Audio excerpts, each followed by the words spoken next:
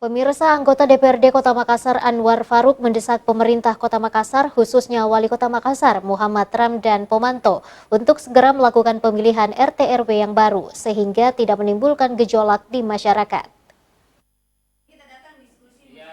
Polemik RT/RW masih terus berlanjut. Setelah beberapa bulan yang lalu, Wali Kota Makassar Muhammad Ramdan Pomanto memecat ribuan ex-RT/RW dan menunjuk PJ RT/RW sementara.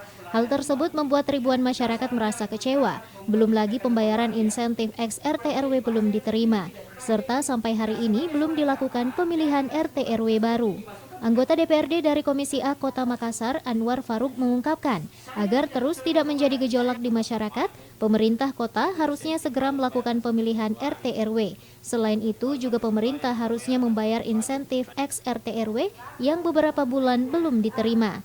Menurut Anwar, kalaupun Pemkot tidak punya niat untuk membayarkan sisa insentif tersebut, harusnya pemerintah menjelaskan kepada masyarakat agar mereka bisa mengerti.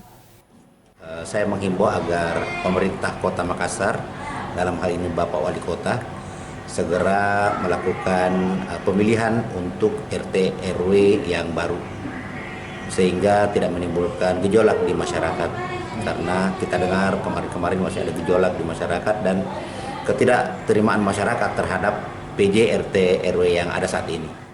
Legislator dari fraksi PKS tersebut menjelaskan, meskipun telah melakukan pergantian PJ RT/RW, harusnya diakhiri dengan pelantikan RT/RW yang baru, dengan segera melakukan pemilihan RT/RW secara demokratis dan transparan.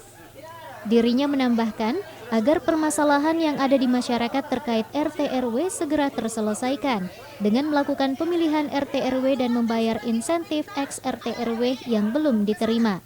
Ardi Jaho, Celebes TV. Perintah. Cocok nih, makanya kita Tapi jelaskan. jangan lain kali mengatakan orang dulu. Kau juga.